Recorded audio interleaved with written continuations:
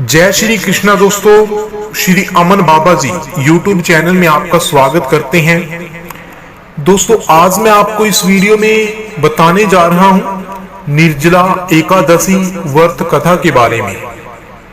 आप सभी ने सुना होगा दोस्तों, भीमसेन व्यास जी से कहने लगे कि हे पितामहा, भ्राता युधिष्ठिर, माता कुंती, द्रौपदी, अर्जुन, नकुल और सहदेव आदि सब एकादशी का व्रत करने को कहते हैं, परंतु महाराज मैं उनसे कहता हूं कि भाई मैं भगवान की शक्ति पूजा आदि तो कर सकता हूं, दान भी दे सकता हूं, परंतु भोजन के बिना नहीं रह सकता।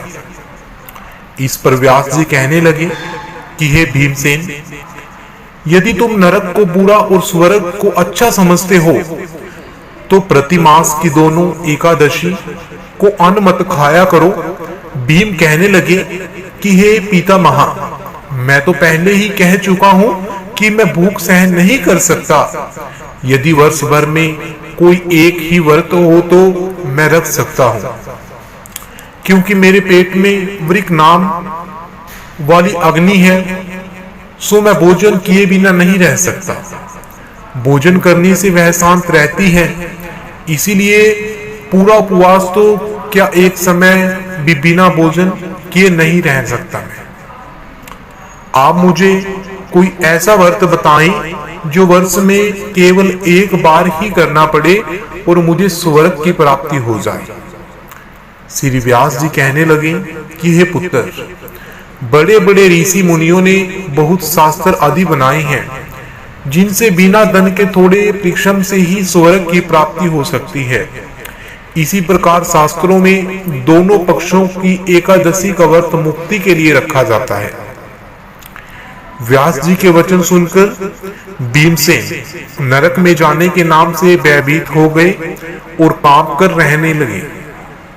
कहने लगे कि अब क्या करूं, मास में 2 व्रत तो मैं नहीं रख सकता, वर्ष में 1 व्रत रखने का प्रयत्न जरूर कर सकता हूं। वर्ष में 1 दिन व्रत करने से यदि मेरी मुक्ति हो जाए तो वैसा कोई व्रत बताएं।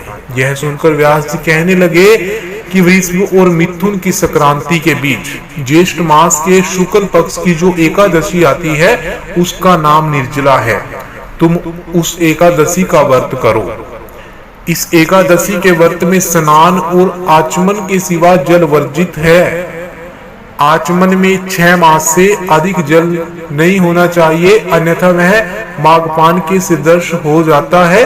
इस दिन भोजन नहीं करना चाहिए, क्योंकि भोजन करने से व्रत नष्ट हो जाता है। यदि एकादशी को सूर्योदय से लेकर द्वादशी कि सूर्योदय तक जल ग्रहण न करे तो उसे सारी एकादशियों के व्रत का फल प्राप्त होता है। द्वादशी को सूर्य उदय से पहले उठकर स्नान करके ब्राह्मणों को दान देना चाहिए। इसके पश्चात भूखे और सत्यापात्र ब्राह्मण को भोजन कराकर फिर आप भोजन कर ले। इसका फल पूरे 1 वर्ष की संपूर्ण एकादशियों के बराबर माना जाता है। व्यास जी कहने लगे कि हे भीमसेन, यह मुझको स्वयं भगवान ने बताया है। इस एकादशी का पुण्य समस्त तीर्थों और दोनों से अधिक है। केवल 1 दिन मनुष्य निर्जल रहने से पापों से मुक्त हो जाता है। तो ये मैंने आपको इस वीडियो में बताया है निर्जला एकादशी व्रत कथा के बारे में। आपको किसी भी प्रकार की जानकारी चाहिए तो आप कमेंट कर सकते हैं। वीडियो को लाइक करें, शेयर करें और YouTube चैनल को सब्सक्राइब करें। जल्द मिलेंगे नए टॉपिक के साथ। धन्यवाद।